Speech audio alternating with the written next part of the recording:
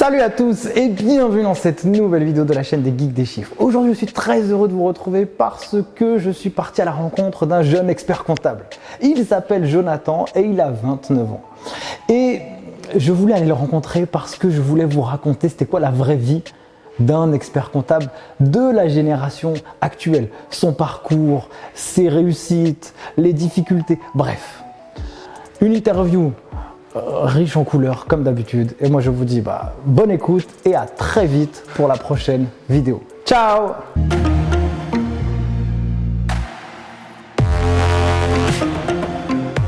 Salut Jonathan! Salut Nico. Bon, je viens te voir parce que je veux rencontrer un expert comptable. Tu vois, genre le genre d'expert comptable nouvelle génération. Ah, t'es bien tombé.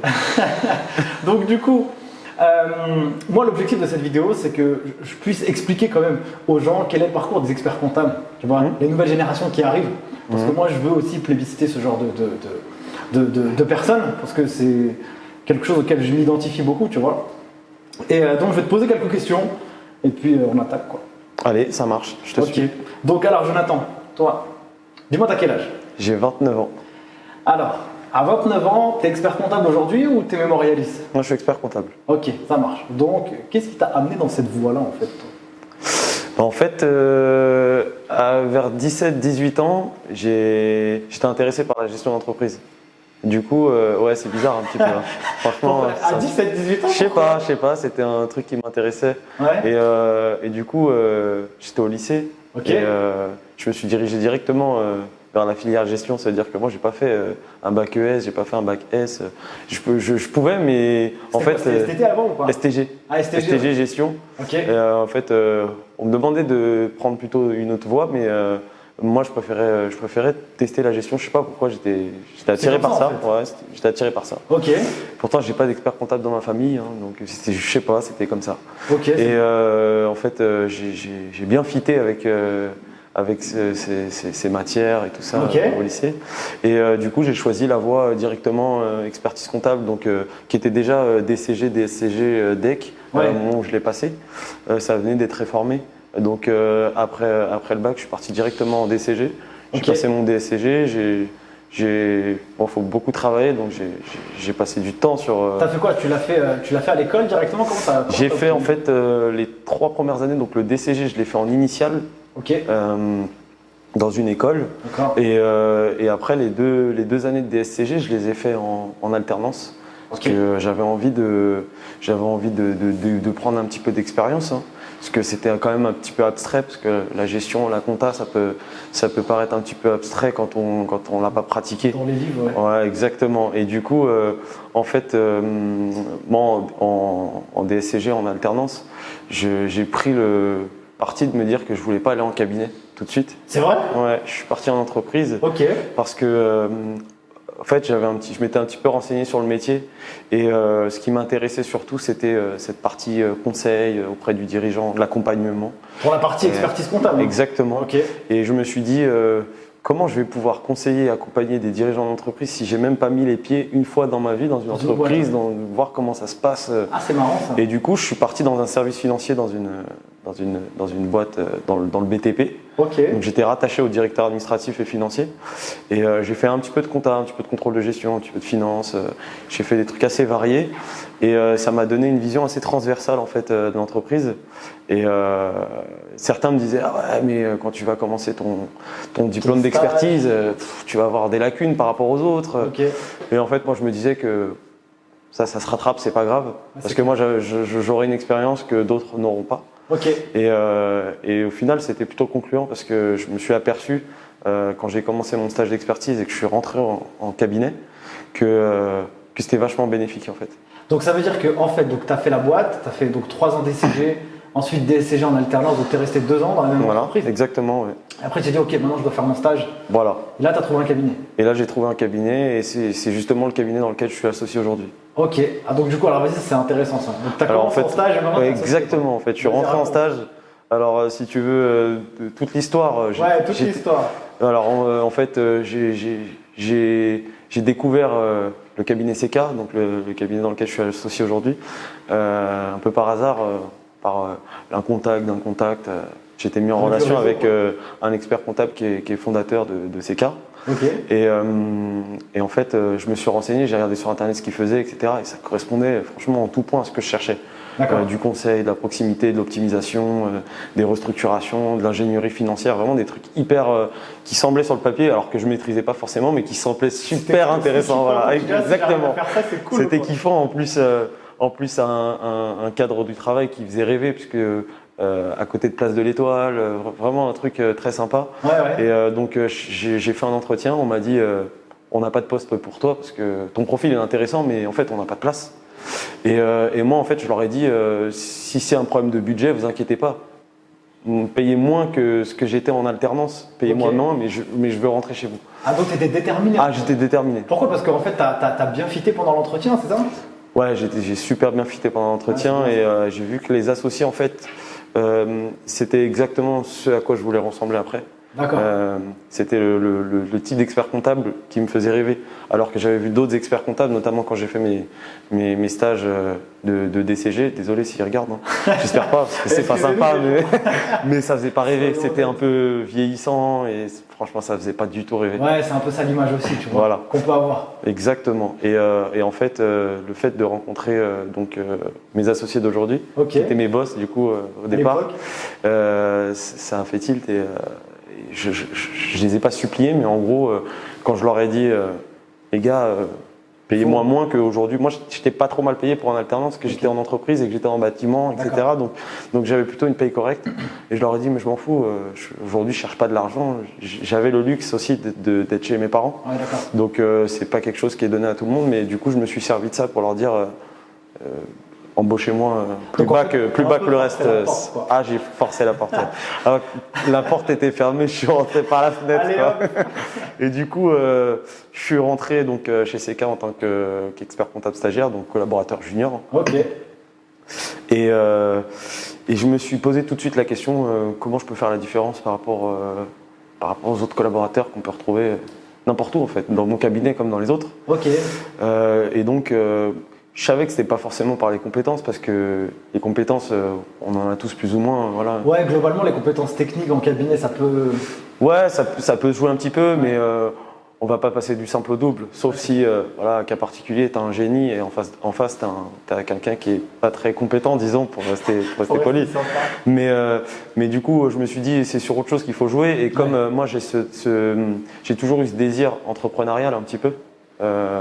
Donc je me suis dit je vais essayer de commencer à développer une clientèle et donc j'ai passé du temps avec les experts comptables du cabinet. J'ai eu la chance, en fait ils m'ont permis de passer du temps avec eux, de les écouter parler, de les voir commercialement comment ils faisaient. Ouais, parce que généralement, comment ça marche? C'est que tu rentres, tu fais ton job, on te donne un portefeuille de clients, 20, 30, ça peut être 40. Ça, ouais, exactement. Ouais. Et puis tu fais ton chemin, tu accumules de l'expérience et tu vois ce qui se passe. Quoi. Voilà, exactement, tu vois ce qui se passe. Si au bout de 2-3 ans, tu vois que ça avance plus, tu vas aller chercher ailleurs. Ouais. Et toi, ta démarche a été différente en fait. Non, ouais, en fait, dès le départ, je me suis dit, il faut que je fasse la différence. Et du coup, je me suis dit, comment tu vas te différencier?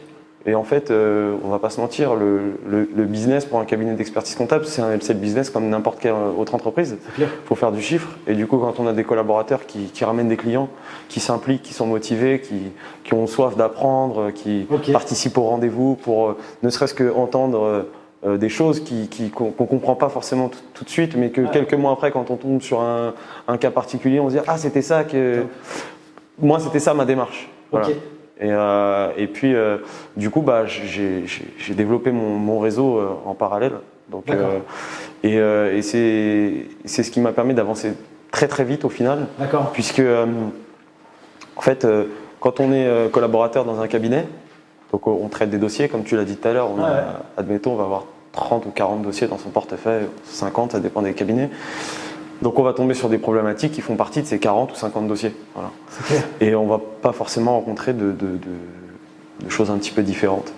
Et moi je me suis aperçu du coup en allant chercher des dossiers à droite à gauche. Alors évidemment, c'est pas donné à tout le monde parce qu'il y en a certains qui ont un profil entrepreneurial que moi j'ai la chance d'avoir, et il y en a d'autres qui l'ont moins, mais ça se travaille, ça, de toute façon, comme toi tu le sais, ça se travaille. Et du coup, c'est dans un cabinet, si tu gères juste ton portefeuille, tu prends l'expérience, mais du coup, au bout d'un moment, tu peux avoir fait le tour et tu peux te dire que pour avancer, il faut aller voir ailleurs. Ok, d'accord. Et moi, du coup, comme je faisais énormément de rendez-vous avec les associés, puisque c'était des rendez-vous avec des prospects, donc au final, c'était des secteurs d'activité différents, des problématiques différentes, des restructurations qui étaient abordées, etc. Donc j'écoutais, et au final, j'ai accumulé beaucoup d'expérience dans un minimum de temps, en fait. Ouais. Et donc ça m'a permis de gravir les échelons et je me suis associé très rapidement dans le cabinet où je suis actuellement. Ok, c'est cool. Et donc, du coup, alors, je pense que. Alors, je sais pas si tu as eu de la chance. Moi, je pense qu'il n'y a pas vraiment de chance, en fait. Je pense que tu provoques aussi les choses, tu vois. Mais comment ça se fait qu'ils t'ont fait confiance comme ça? Parce que moi, je sais pas, groupe CK, vous êtes, je sais pas, plein, quoi. Je pense que des stagiaires experts comptables, il y en a aussi pas mal qui sont passés dans le cabinet, tu vois. Et pourquoi ils ont voulu te faire confiance particulièrement? C'est le coup de la porte du début ou pas? Je pense que c'est un tout en fait, ouais, ça a dû jouer. Le fait de montrer que j'étais motivé, que j'étais impliqué, ça a joué. Et puis après, voilà, j'ai des associés qui sont pas vieux, qui ont à peu près 45, 46 ans. Ok. Donc c'est relativement jeune quand même pour la profession comptable parce qu'on sait qu'elle est vieillissante. Mais c'est vrai que ils pensent à la suite. Et puis je suis peut-être arrivé au bon moment. Okay. Et puis effectivement, j'ai provoqué certaines choses par mon état d'esprit. Je suis assez fonceur dans la vie. Et du coup, j'ai un peu provoqué ça comme ça, quoi. Ok, c'est good. Alors du coup, c'est quoi la vie donc toi aujourd'hui, tu es associé. Concrètement, c'est quoi tes missions aujourd'hui, tu vois? Elles sont assez variées du coup, puisque je fais encore de l'opérationnel quand même, parce que c'est important de garder de l'opérationnel, je pense, pour le côté terrain, il est important, parce qu'on a une profession qui bouge tout le temps. Et donc c'est important de garder quand même la main, donc de continuer de gérer quelques dossiers. Ok. Donc j'ai une partie opérationnelle, mais qui doit me prendre peut-être 30% de mon temps. D'accord. Voilà. Après, j'ai une partie management et encadrement. Ça c'est la partie qui me prend le plus de temps. Okay. En plus c'est quelque chose qui me plaît parce que j'aime bien partager avec mes équipes et tout ça. Donc je trouve que c'est une partie très intéressante. Donc ça doit me prendre, je pense, 30-40% de mon temps. D'accord. Et puis après, le reste, c'est de la gestion de cabinet, entre guillemets. Donc, c'est classique à une entreprise, en fait. Il va y avoir de la facturation, il va y avoir du recouvrement, il va y avoir du rendez-vous avec des prospects, des développements commercial qui me prend aussi un peu de temps. Okay. Et puis, il y a une dernière partie, puisqu'on est dans un métier qui est quand même en mutation. Et on le sait depuis quelques temps. Du coup, il y a une dernière partie, c'est la relation avec les partenariats, les nouveaux outils, les benchmarks des outils qu'on voit un peu sur le marché, soit des outils d'OCR, de scrapping, okay. Tout ce qu'on peut entendre en ce moment. Et donc c'est quoi alors? Parce que je pense qu'il y a des gens qui ne savent pas ce que ça veut dire, tu vois. Et en gros, c'est quoi maintenant les nouveaux outils qui aident les cabinets à aller plus vite Ouais, plus vite et plus loin, ouais, c'est ça, parce que du coup la relation client déjà elle change, puisqu'on n'est plus dans la relation qu'il y avait il y a 30 ans. Bon, j'étais pas là, mais je vois à quoi elle ressemblait. Et c'est vrai que c'était une relation de proximité, très très proche, mais qui était aussi proche parce qu'il fallait se voir pour se donner les pièces comptables, ou alors il fallait passer par la poste. Et aujourd'hui ça existe beaucoup moins, ça existe encore, mais beaucoup moins. En tout cas, nous, on évite de le faire, on a encore des clients qui sont un peu à l'ancienne école et du coup c'est un peu dur de faire cette transition pour eux, mais c'est vrai que la majorité de nos clients, on a de la dématérialisation. C'est déjà, nous écologiquement on se l'oblige, parce qu'on a une vraie démarche environnementale au sein du cabinet, donc il y a ça. Et puis après, dans une démarche de productivité, rentabilité, l'océrisation, la reconnaissance de caractère, récupération des factures en EDI, la récupération bancaire. Voilà, tout ça, c'est des outils de productivité, mais pas que. Ça permet aussi d'améliorer la relation avec nos clients, et notamment avec les jeunes. Nous, par exemple, on a un département spécialisé dans les entreprises innovantes. Ok. Et c'est vrai que si on leur apporte pas, eux, ce côté un peu innovant, rapide, etc. Ouais. Ça passe pas. Parce qu'aujourd'hui, on sait tous que tu passes sur ton iPhone, dès que tu veux un truc, tu dois l'avoir enfin, sur ton smartphone, hein, n'importe lequel, mais en deux clics, tu vas avoir l'information. Ouais, c'est et sûr. aujourd'hui, ça s'applique à tous les secteurs d'activité et du coup au nôtre aussi. Ouais, c'est clair. Donc c'est très exigeant. Les nouveaux clients sont super exigeants. Alors, donc du coup, dans ton travail au quotidien aujourd'hui, qu'est-ce qui te plaît le plus? C'est quoi Ok, toi, tu es devenu expert comptable. Quelles sont les tâches qui te plaisent le plus? Où tu dis, ça, c'est vraiment le matin quand je me réveille, ça, c'est de la balle. Le conseil et l'accompagnement, sans hésiter. Ok. Vraiment. Parce qu'aujourd'hui, on fait tous des bilans, on fait tous de la compta, on fait tous des déclarations fiscales. C'est pas hyper passionnant non plus. Voilà. Ouais. Par contre, ce côté conseil, accompagnement, limite formation des entrepreneurs en fait. Ce que toi tu essayes de faire du coup, hein, c'est vrai, mais nous on essaye de le faire aussi avec nos clients. Il y a ça, ce côté optimisation aussi, parce qu'on en fait pas mal. Okay. Voilà, quand on a des problématiques fiscales, voilà, tout ce qui est points techniques, des restructurations, tout ça, voilà, c'est tout ce qui sort du courant, qui sort de l'ordinaire. Et c'est ça qui nous fait entre guillemets un peu vibrer. D'accord. Et du coup, à ton avis, alors moi j'ai mon avis un peu sur la question évidemment, mais c'est quoi qu'est-ce qui va faire que tu sois un bon conseiller pour un entrepreneur, pour quelqu'un qui va aller vous confier votre compta? Qu'est-ce qui va faire qu'il va dire ok, cet expert comptable, il est bon parce que, en fait, en gros, c'est quoi qui va justifier ou déterminer ou démontrer qu'un expert comptable est bon, voilà. Bah en fait, moi, suivant ta perception. Ouais, je comprends ta question. Bah, en fait, moi, je pars du principe que déjà l'écoute, elle est super importante. Là, je parle beaucoup du coup. C'est pas forcément ce que je fais en rendez-vous, mais là, le rôle est l'inversé. Mais c'est vrai que quand je suis en rendez-vous avec des clients ou avec des prospects, la phase d'écoute, elle est super importante. Ouais. Parce que je pense que la première chose à bien faire, c'est de bien cibler les besoins du client et bien les cibler, donc bien cibler ses problématiques, mais aussi bien cibler le profil du client. Parce que, en fait, je pense qu'il faut un peu d'empathie, il faut un peu se mettre à la place du client, il faut comprendre vraiment ses attentes pour pouvoir bien répondre à ces problématiques. Et comment tu as appris à voir ça en fait, toi? Parce que je sais que tu l'as, tu vois, ce trait de caractère, parce qu'on n'apprend pas ça dans les études en compta. Je sais pas, moi alors peut-être c'est parce que je suis super exigeant en fait, moi, dans ma vie et avec les gens. Et du coup, je pense que ça doit jouer un petit peu parce que je me dis que quand un mec il sort de rendez-vous avec moi, j'ai pas envie qu'il ait un reproche à me faire, tu vois. Donc j'essaye d'être le meilleur tout le temps.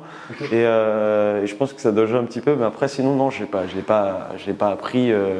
C'est sur le terrain en fait. Ouais, c'est sur le terrain. Et puis après, comme je te l'ai dit tout à l'heure, j'ai entre guillemets deux mentors qui sont mes associés aujourd'hui. Et je les ai vus faire en rendez-vous. Et en fait, moi c'est pas j'applique parce que je dois l'appliquer, c'est parce que j'ai vu comment ils faisaient et en fait ça fait partie de l'ADN de notre cabinet en fait. Ok, ça marche, entendu. Et donc du coup, et les côtés moins stylés entre guillemets du métier, parce qu'il y a toujours deux faces dans un job. Hein. Exactement. Le côté cool et le côté moins cool. Et donc du coup, toi, ce serait quoi ta vision du côté moins cool du job d'expert comptable? Bah, le côté moins cool, c'est les échéances stressantes qu'on peut avoir. D'ailleurs, c'est principalement ça en fait. C'est principalement ça parce que c'est ça qui génère du stress.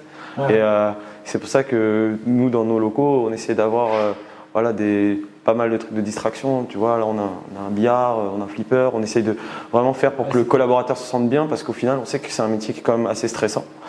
D'ailleurs, on a vu des collaborateurs passer chez nous et voir qu'en fait, donc des collaborateurs juniors, et qui se rendent compte que finalement le métier il n'est pas vraiment fait pour eux et que c'est plutôt la comptabilité, mais plutôt côté entreprise qui va plutôt leur plaire parce qu'il y a moins de pression, il y a moins de stress. Et c'est vrai que ces goulots d'étranglement qu'on a à certaines périodes de l'année, avec énormément d'échéances et l'exigence des clients qui sont intransigeants, mais c'est normal, ils payent une prestation.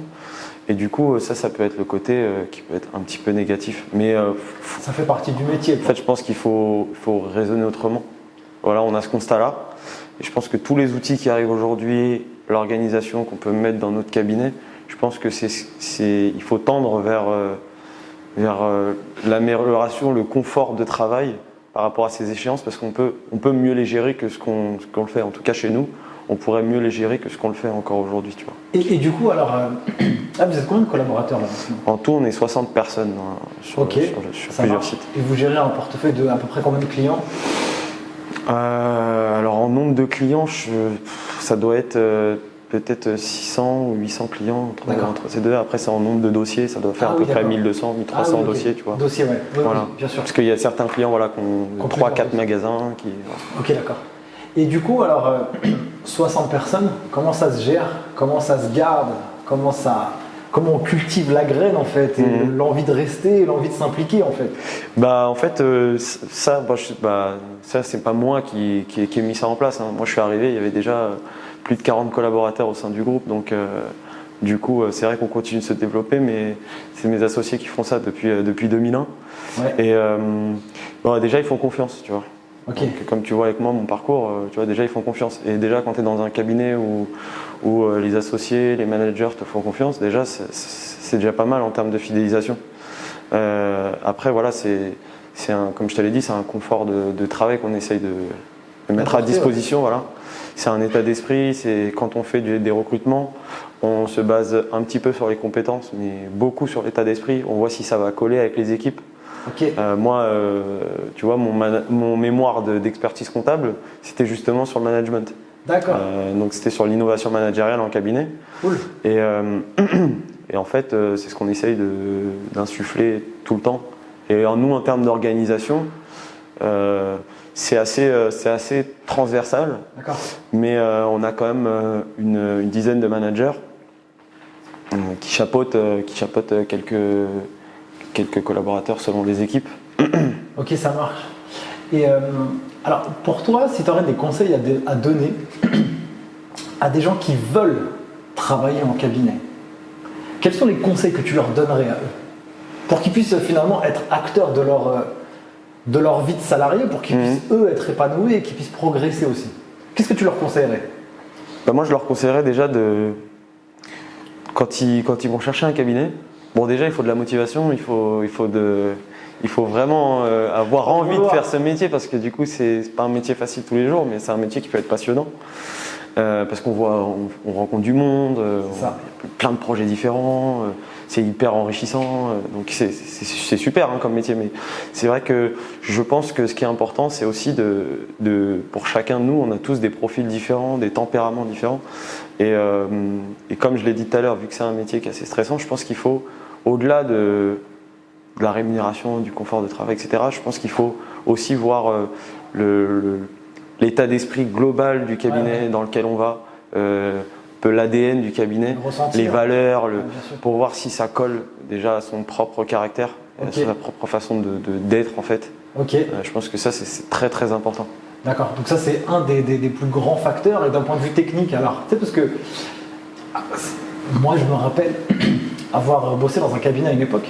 Et je ne suis pas bilingue, tu vois. Je n'ai jamais fait de liasse fiscale. Et puis j'ai un expert comptable qui va me voir et dit: tiens, Nicolas, fais la liasse fiscale de Yahoo, quoi. Tu vois. D'accord, ouais. J'en ai jamais fait. Donc ça veut dire que là, à ce moment-là, il faut être déter, tu vois. Ah ouais. Parce que en plus, il faut la sortir dans 4 heures, donc forcément, toi, tu l'as jamais fait. Exactement. Donc c'est quoi vraiment les conseils que tu pourrais donner à ces gens-là qui puissent être pas se former, mais genre pour devenir bon techniquement, tu vois, pour assurer vraiment les exigences. Parce que tu l'as dit, les exigences et les échéances, c'est... Tu veux que je leur dise de suivre ta formation? Non, pas du tout. C'est bon. Je plaisante. Je plaisante. Non, j'avais même pas pensé à ça, mais pourquoi pas? Vous pouvez le faire, il n'y a pas de problème. Non, mais je pense que déjà, c'est un métier où il faut de la curiosité. Ouais. Donc, faut être assez débrouillard, tu vois. Faut pas... je rencontre une difficulté, je baisse les bras, sinon c'est pas la peine. Faut vraiment pas faire ce métier, c'est pas possible. Okay. Faut aller chercher. Faut aller chercher. Moi, je sais que depuis le début, dès que je rencontre, et ça même quand j'étais en entreprise, mes premières années de travail du coup en apprentissage, dès que j'entendais un terme que je connaissais pas ou que je rencontrais une situation que je connaissais pas, avant d'aller demander à mon responsable, je commençais par aller chercher. Ouais. Alors on n'a pas toujours le temps, mais moi des fois le soir j'étais chez moi, je me disais ah tiens j'ai entendu parler de ça aujourd'hui, je vais regarder ce que c'est. Cette démarche proactive en fait. C'est constant et c'est ce qui m'a plu aussi, hein, parce que on devient un petit peu petit à petit, on a une base de données dans la tête, comptable, fiscale, et on l'alimente chaque jour. Et aucun expert comptable peut tout savoir, peut tout connaître. C'est pas possible. Donc il faut bien avoir à l'esprit que quoi qu'il arrive, on rencontrera des situations qu'on ne sait pas traiter. Mais justement, la différence entre un collaborateur classique et un collaborateur qui va faire la différence, c'est celui qui va aller se taper pour résoudre la situation qu'il a rencontrée, parce qu'il va aller chercher, il va sortir de la doc, il va aller chercher sur Internet n'importe quel moyen. Mais après, il faut des bases. Hein. Oui, bien sûr. Mais forcément, ça passe par là, je pense. Ouais, c'est clair. Ok. Et du coup, alors, là, on a parti plutôt pour l'expérience collaborateur. Conseil à donner sur celui qui veut bosser en cabinet. Et pour un expert comptable, alors, c'est quoi les conseils pour quelqu'un qui veut devenir expert comptable? Et de se dire, ok, là-dessus, tes clients ne te rateront pas. Tu vois, en gros, tu as quelqu'un, il est jeune, il démarre ses études, il fait ses études, et il dit, ok, moi, mon objectif, c'est d'être expert comptable. Quels sont les conseils que tu peux lui donner lorsqu'il va se lancer pour qu'il puisse être vigilant sur les bonnes actions à mener quand il va gérer ses clients, comment il va les traiter, etc. quoi. Je ne sais pas si tu as des tips à raconter là-dessus. Je vais un peu te répéter ce que je t'ai dit tout à l'heure. C'est que je pense que une fois que tu écoutes le client et que tu arrives à bien cibler son besoin, tu peux forcément répondre à ses problématiques. Et même si tu ne sais pas y répondre, j'en reviens à ce que je disais juste avant, c'est que tu vas aller chercher et tu vas trouver. Mais je pense que la meilleure chose, c'est ça, c'est de pouvoir bien cibler les besoins du client. Et nous, on a fait un atelier, par exemple, on a fait un atelier commercial au sein du cabinet pour essayer d'influer un petit peu cette mentalité commerciale à tous les collaborateurs. Et en fait, au cours de cet atelier, c'est ce qu'on dit en fait. Et ça leur a plu du coup à eux? Ah ouais, c'était super. En fait, on a fait une journée, on a fait une espèce de journée porte ouverte, mais en interne, tu vois. Cool. On était ici et en fait, on a préparé 6 ou 7 ateliers de mémoire. Donc, il y avait des ateliers assez techniques, genre la loi de finances. Il y avait je sais pas, il y avait plein d'ateliers différents, et dont un atelier commercial. Pour justement donner envie en fait à ceux qui savent pas qu'ils aiment ça. Parce qu'en réalité, il y en a qui disent non, moi je suis pas bon, mais en fait non, c'est pas qu'ils sont pas bons, c'est qu'ils l'ont jamais fait, ils savent même pas s'ils sont bons ou pas. C'est une barrière mentale en fait. Ouais, exactement. Priori, tu vois, exactement. j'y arriverai pas, mais je sais même pas. En fait. Exactement. Il y en a qui nous disent, mais quand on a fait l'atelier, ce qu'on entendait c'est, mais moi je pense que j'ai pas les compétences encore pour s'ils me posent des questions. Je leur ai dit, mais moi ça faisait 1 an que je faisais de la compta, je ramenais des clients. Et 3/4 des questions qu'ils allaient me poser, j'aurais pas su y répondre, tu vois. Mais c'est parce que je pouvais m'appuyer sur les associés, et eux, on leur a fait comprendre qu'ils pouvaient s'appuyer sur nous pour ça. Ok, top, c'est cool. Donc du coup, toi Jonathan, alors c'est quoi tes projets à venir? Ou les projets du cabinet? Peut-être tes projets perso et les projets globaux du... Écoute, les projets du cabinet, on a une stratégie en fait sur moyen long terme en gros, sur 7 à 9 ans. Et la stratégie c'est de doubler l'effectif en fait. Donc voilà. Donc il va y avoir une part de croissance organique qu'on a déjà aujourd'hui. Et puis il y a une part de croissance externe parce qu'on a envie d'aller racheter des cabinets et pouvoir mettre en place nos outils, pouvoir mettre en place nos process, pouvoir mettre en place nos valeurs, notre ADN. Voilà, c'est ce qui nous plaît.